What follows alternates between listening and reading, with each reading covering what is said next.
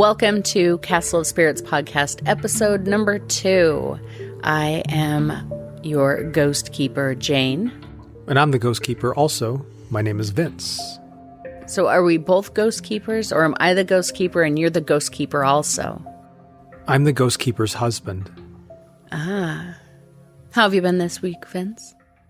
I've been pretty good. Mm-hmm. I've been on the website, castleofspirits.com, and I have been reading some scary true ghost stories.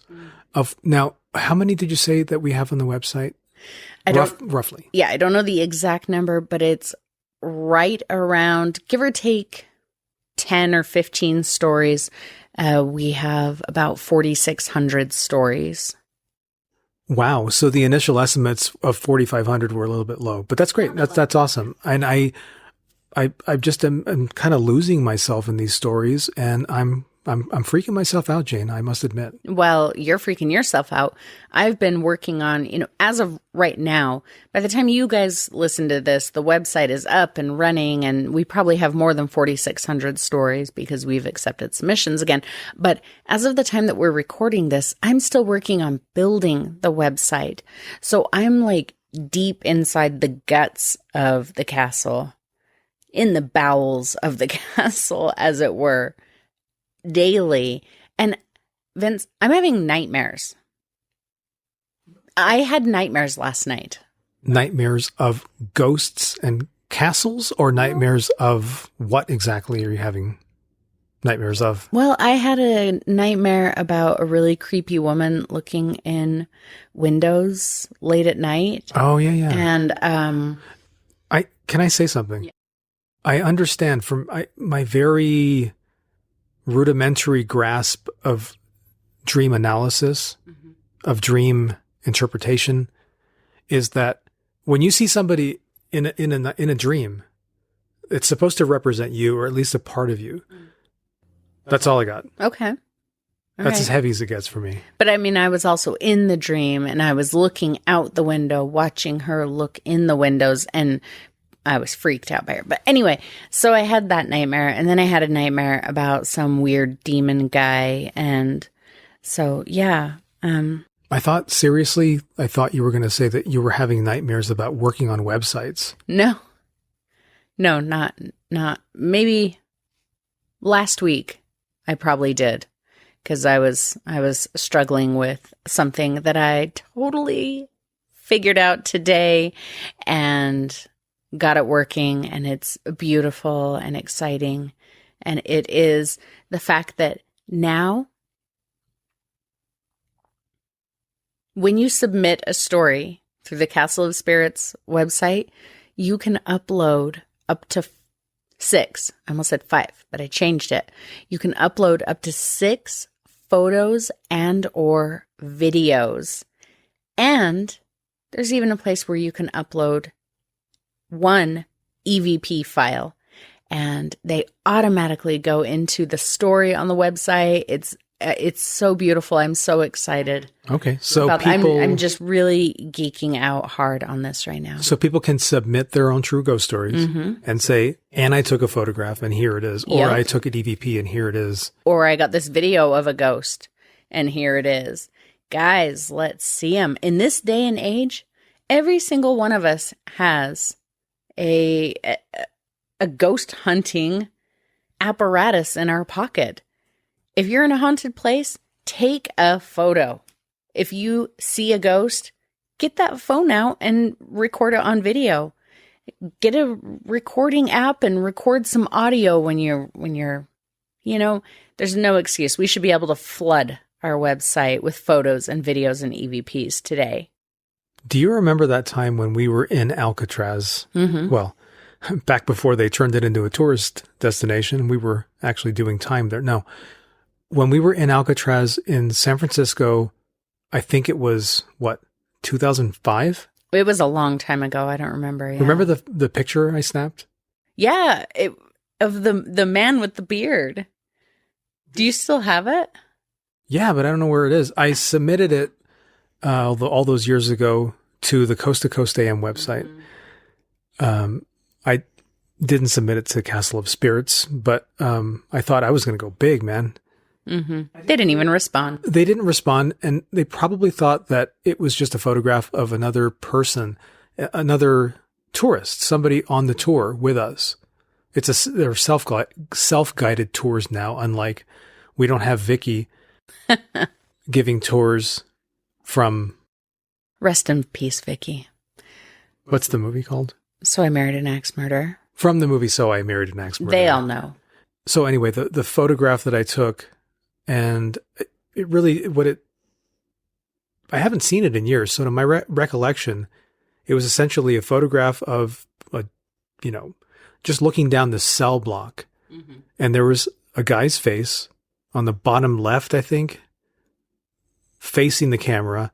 I doubt I would have taken the picture if I had seen some big guy standing there, because I don't like taking pictures of strangers because I think it's weird. Well, there were a lot of people in the photo because it was crowded there, but I don't know. I need to see it again, but he was like looking directly at the camera. I'm going to have to try and find that. Yeah. When we find it, we'll post it on social media and all of that.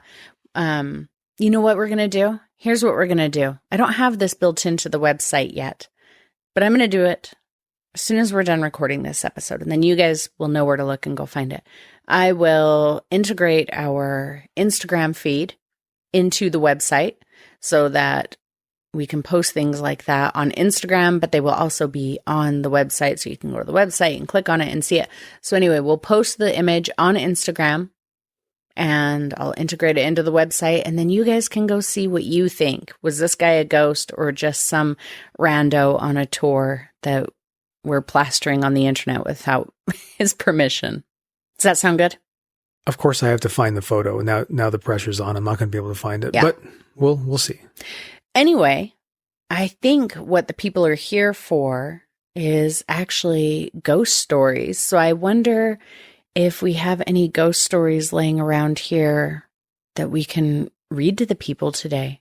Well, shall we head on over to the library where all the ghost stories are housed? Mm-hmm. And let's tell some scary stories. Let's do that. All right. Here we are in our dusty library, and I have a story that I want to read. Do you have a story that you want to read? Yep, I have one. So why don't you go first? All right, I think I'll do that. Telephone Call by Tracy A. from Colorado, USA. Submitted September of 2000. I've always been a believer in spirits all my life. That's how I was raised by my grandmother. So when anything weird or unexplainable happens, I can credit it to spirits or ghosts or some other higher power. So here goes. I have a goddaughter that is now 3.5 years old. Her mother has been my best friend for 11 years. I'll call her Lisa. When I first met her, we were in the 8th grade, and her mother was still alive.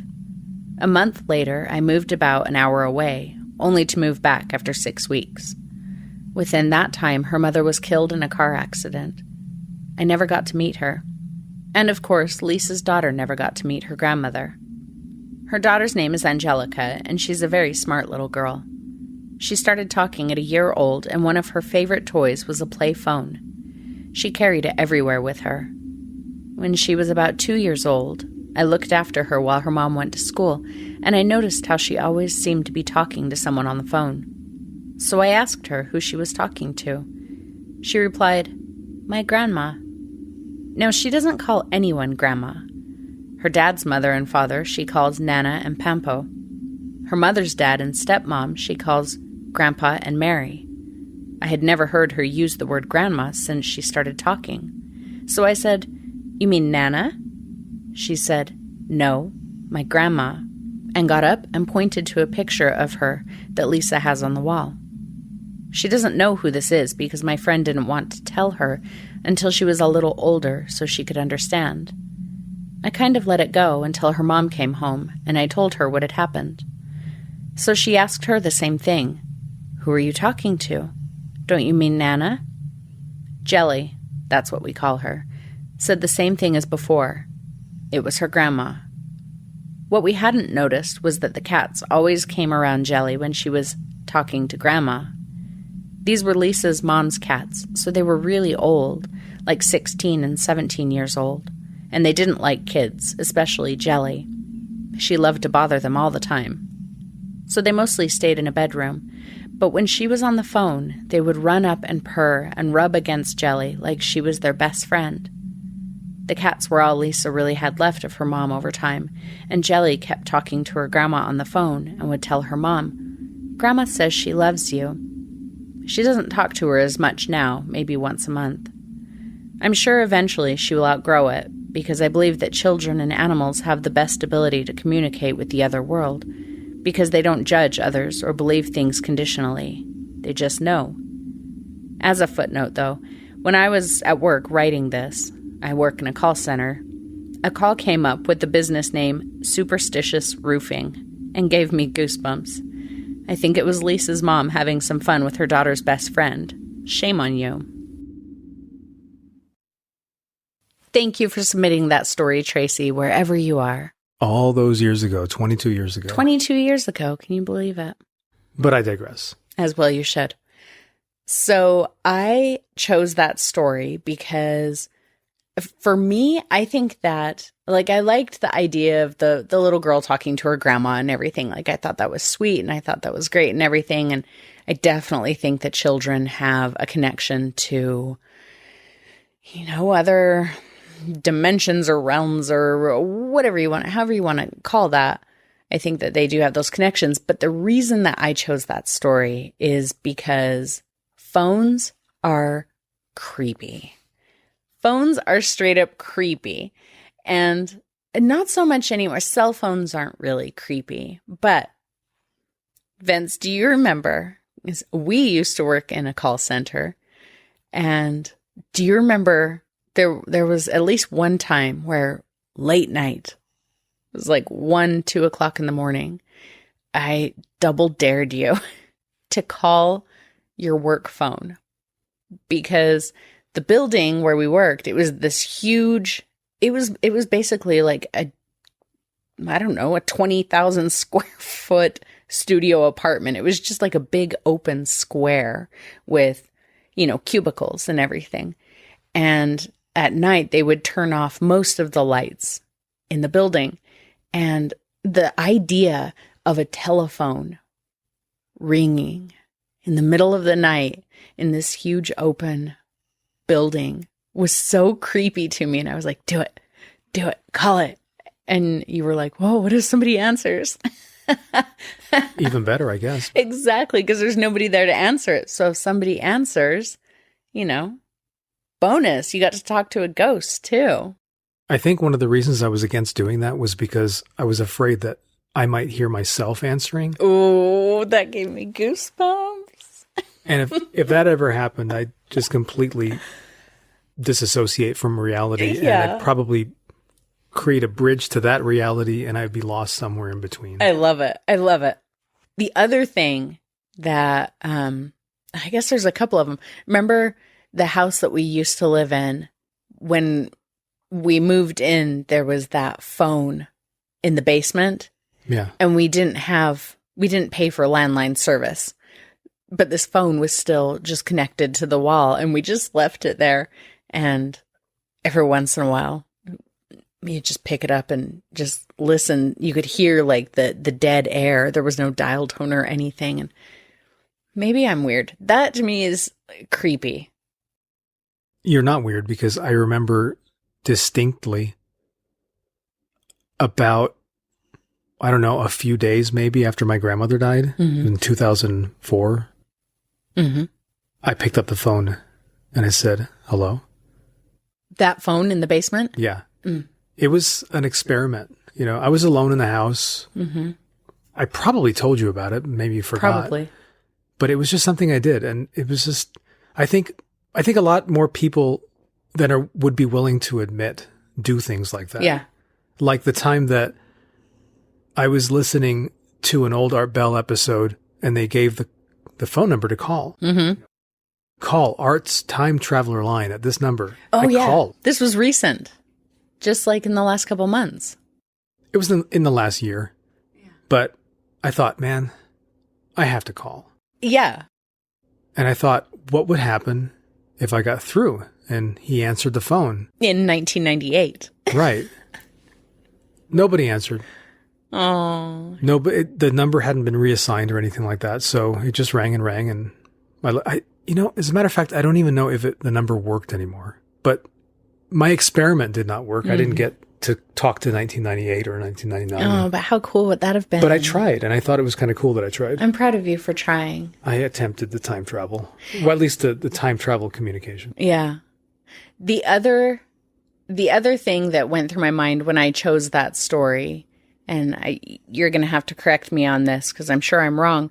I think it was an old Twilight Zone episode with the guy who dies and his widow keeps getting phone calls from him because the phone line was down and it was like the wire went underground into his grave. And so he was calling his wife.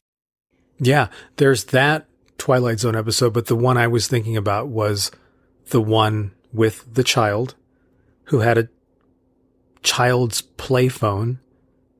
The child's grandmother dies, and then he starts communicating with her through the phone. No, I don't remember that one. And there's this whole thing, it's only 22 minutes long, but what was going on, you never hear the grandmother talking, you just hear the boy. Mm-hmm. And his parents catch him talking to his grandmother on the phone. Of course, they scold him. But as the story goes on, it seems that she misses him and she's trying to get him to die.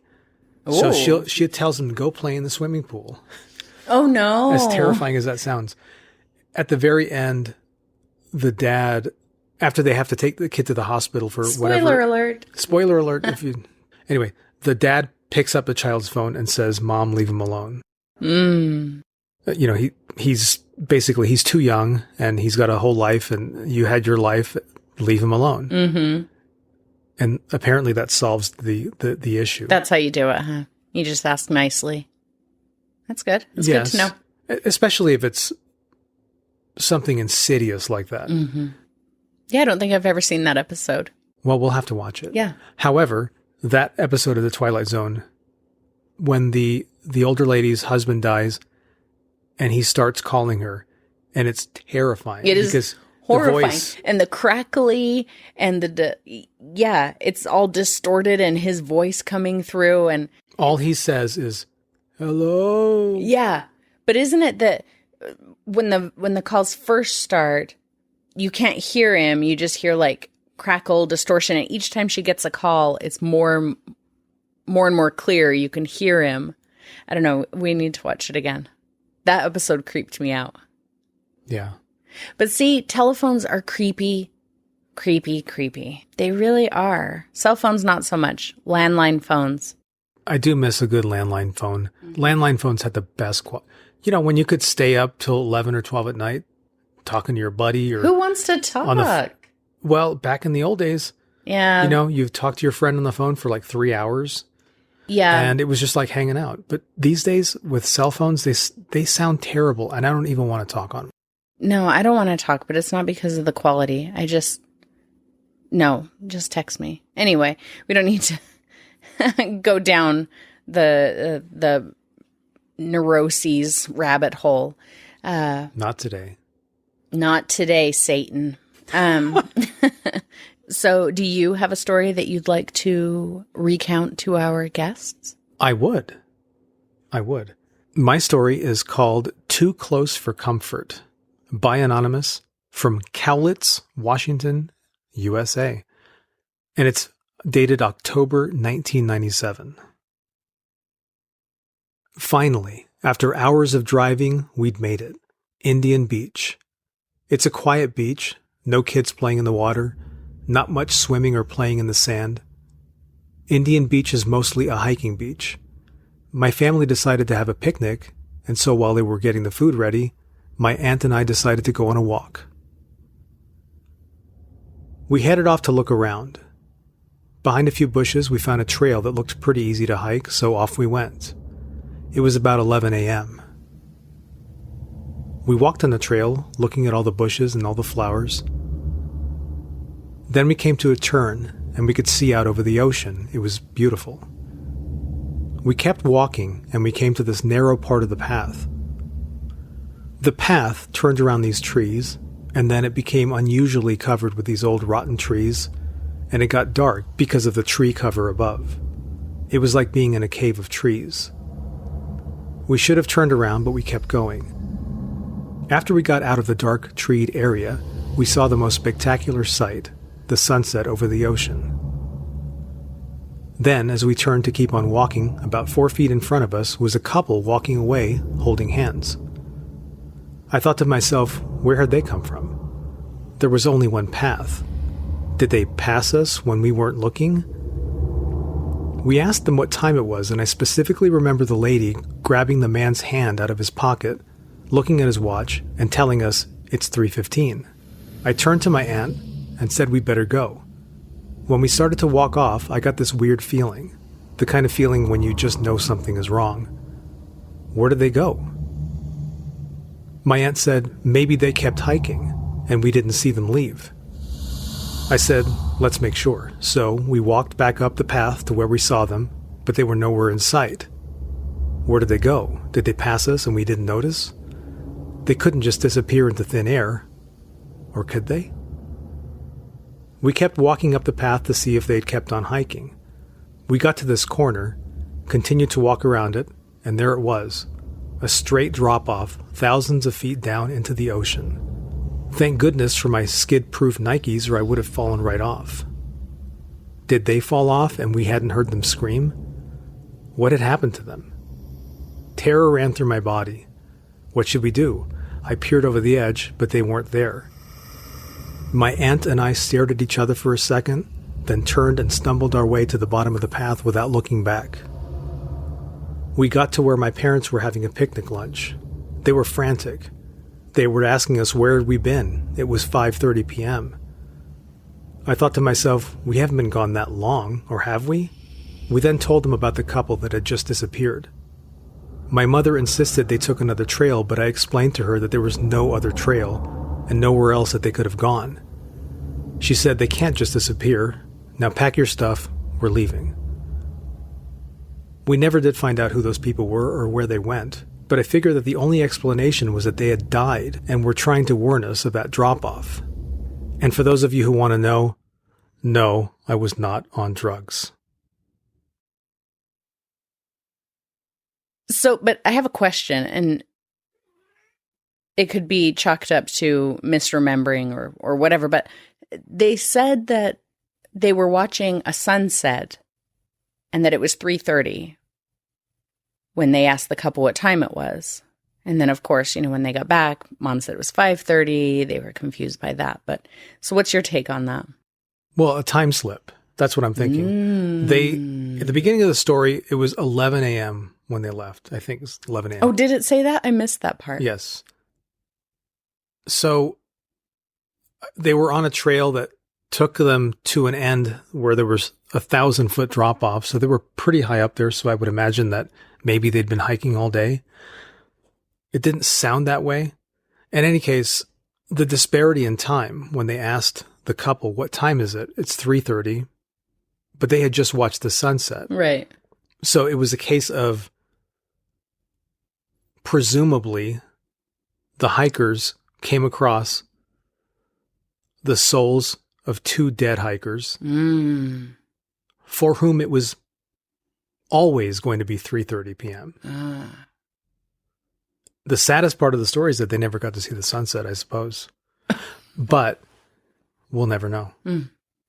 So why did you choose that story? What about that? I just really love cliffs. You just have a thing for cliffs, huh? No, I told that story because it kind of reminded me of an experience that I had once. Ooh, let's hear it. I was not on a trail. I was not 1,000 feet up. Remember when we went to have lunch in Salt Lake City? Oh, yeah. I know exactly what you're talking about. At the brewery? Mm-hmm. It was either Squatters or the Wasatch It might have been Brewery. Squatters, actually. Anyway, it doesn't matter. Well, it might matter because I want to hear from other people who may have been in this place because I think this place is haunted. Okay. Now, there are lots of places I want to that are say haunted. I think it was Squatters. All right. We were there sometime in the last 10 years, you and I. It was 2013. And it was 2013. And you remember that. Wow. How do you know that it was 2013? Because we went to Salt Lake because we were looking, scouting out potential business locations for the art gallery that I was opening that year. That's how I remember it was 2013. Oh, and I remember after this experience, I told you we need not look in Salt Lake City. We should look closer to home. Yeah. And now I'm thinking this experience probably did it. This experience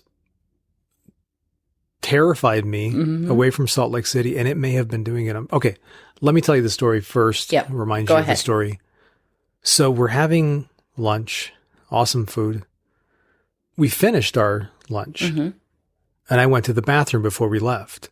The bathroom in this building, I had to walk down a flight of steps, a really long flight of stairs, down into the basement.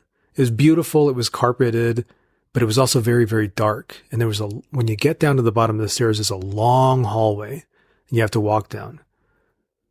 And I walked down the hallway, and as I'm approaching where the entrance to the bathrooms are, there were two people making out, two ladies.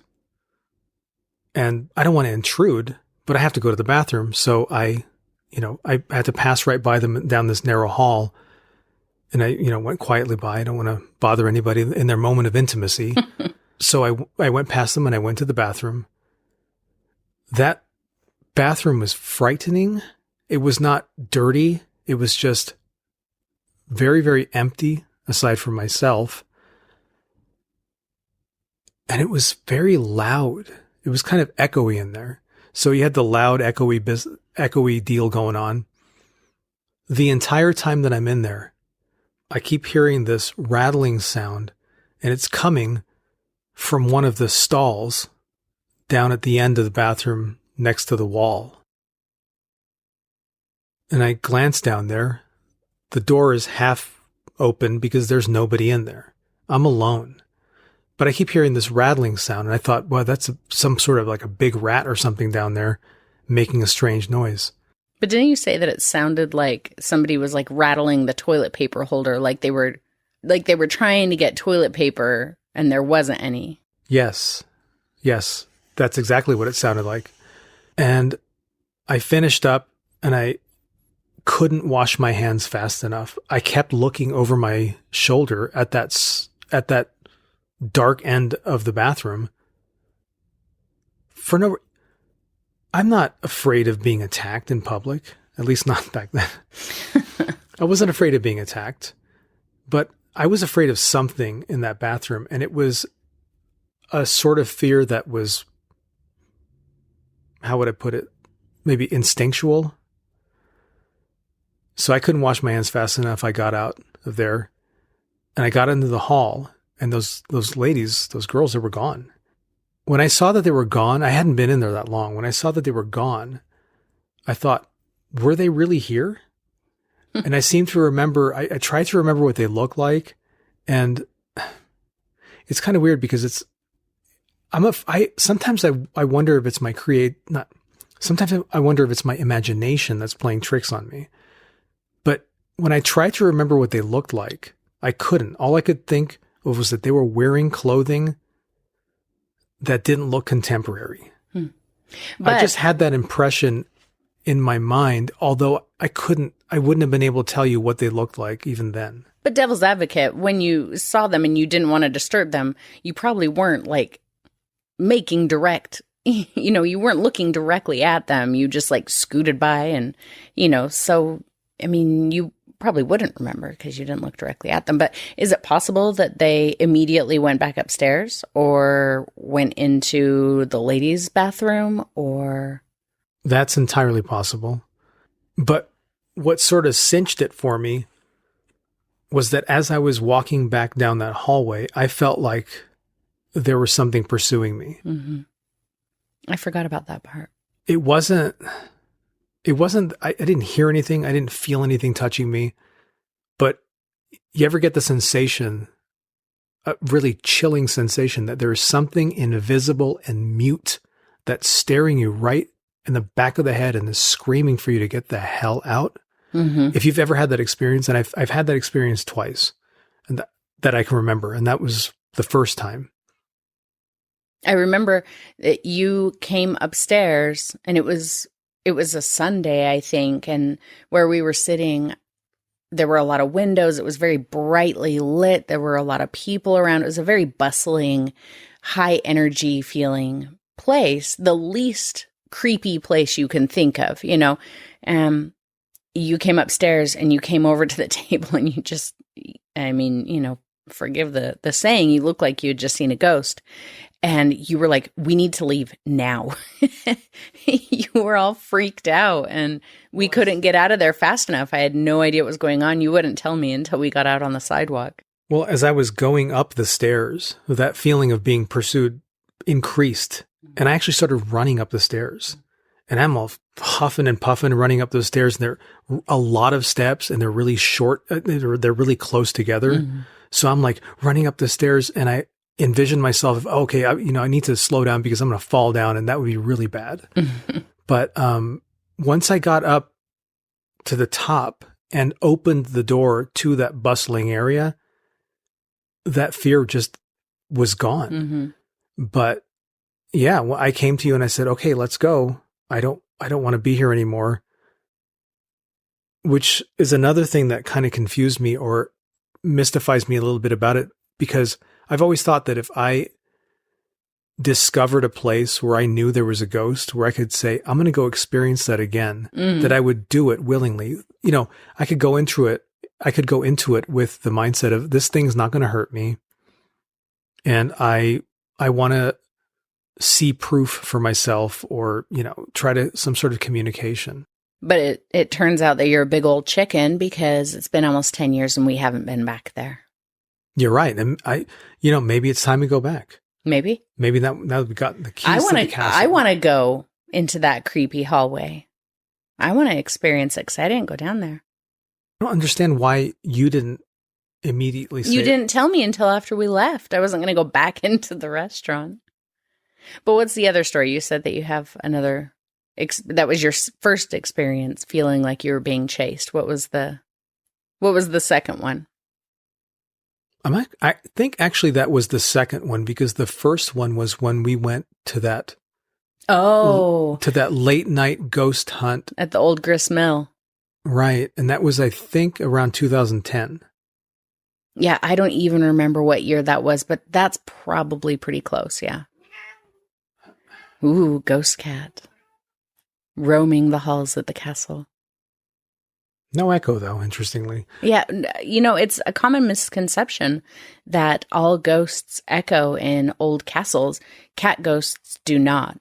What about actual cats, like the one we have living with us? A real cat's meow would echo in the vast caverns of the castle's hallways. This cat also rattles chains. Anyway, yeah, so the old grist mill. Right. Wasn't it the Barren Woolen Mills? Or is that something different? Yeah, the Barren Woolen Mills. Anyway, tell the people that story. Well, there's not a whole lot to tell. We were there for a few hours, several hours. It was late at night. We, doing a ghost hunt with, God, what was there? Like 25 people there? There's a lot of people there. If not more. Yeah. And the whole night, I'm kind of wanting something to happen. I was prepared for it to happen. If something happened right this moment, I'd freak out. I don't want it to happen right now. I want to be ready for it, right? So there were even times when we were, trying to commune with the spirits that they claimed were there. Mm-hmm. I held out my hand, and I said, touch me, show me that you're here. Felt nothing. But I did feel something later on. And it was when they took us into this area. It's just an old abandoned and half crumbling mill. I don't know that there was no prompting at all, as far as I remember. I wasn't told the place we're going is really creepy place, you might feel something. Nothing like that. We got into this room and everybody formed a circle, or, the guide was telling us, okay, everybody file into the room. It was a small room too. Right. And before he had the opportunity to start talking, I said, well, I want to leave. What happened was that. Yeah. And you grabbed me and you're like, out. Yeah. I was suddenly overcome with this mortal imperative to get out of there. And I remember saying, no, I can't be in here. And then I turned around and everybody else and the host looked at me and said, oh, wow, look, he's having experience. and I've never experienced anything like that really before, where I'm not psychic, but I knew I had to leave that place. I didn't know why. It wasn't like I saw something or heard something or felt a presence. I just knew that.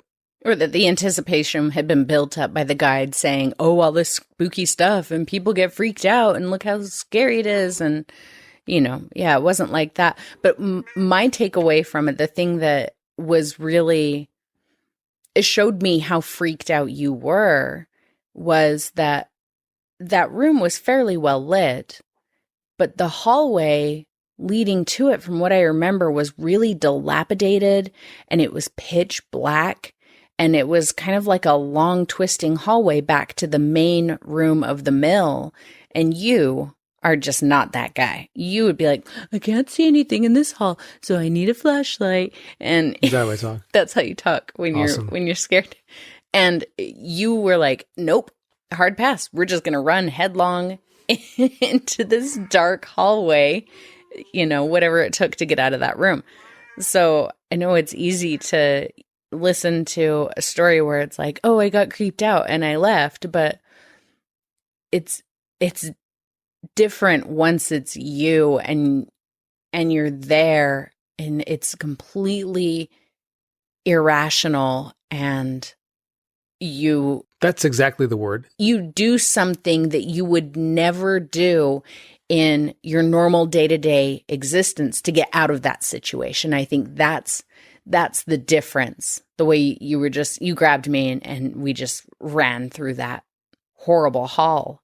Right. I remember that I started running ahead of you and you grabbed me and you said, well, wait a second, you're going to hurt yourself. You can't see anything. So you turned on, we had those little flashlights. We both had flashlights, but you basically took the lead because you could tell that I wasn't looking where I was going. Yeah, you were in a blind panic. I was just going toward wherever I thought the exit was, and I probably would have impaled myself if it hadn't been for you. But you got in front, and I was walking behind you, shuffling behind you as you're saying, okay, we're leaving. Yeah. And I'm behind you, like grabbing onto your hand, and I was like pushing you and like looking over my shoulder and saying, please, let's go. It's that feeling, you're leaving, but you're thinking, go. It can't happen fast enough. Must go faster. Yeah. And the instant we got outside, it was gone. Mm-hmm. And I felt completely comfortable. We didn't go back inside that area, but we did hang out for the rest of the tour, and it was just completely uneventful. And it was just that one weird incident. Now, later on, I believe the host, one of the guides, told us that was apparently where somebody had either been murdered or assaulted in some terrible way. Yeah, there was a murder in that room. And I don't know if I believe that. I don't know. I have no proof that there was or wasn't. But that was not told to me before. And if it had been told to me before, I don't think it would have primed me for such a reaction. Yeah. No, it was just a completely, like you said, an irrational reaction. It wasn't even a reaction. It was just a state of awareness that suddenly came over me. And, fortunately I don't have those kinds of experiences regularly because it was too much of a trip for me. So that's our stories and your stories for the day, I guess, for this episode. Please continue to send in your stories on the website.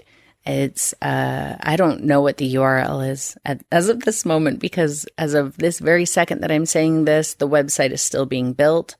castleofspirits.com. But yeah, go to castleofspirits.com, click submit your story in the menu at the top, and tell us your scary stories. Specifically, I think I'd kind of like to do little calls for, in each episode.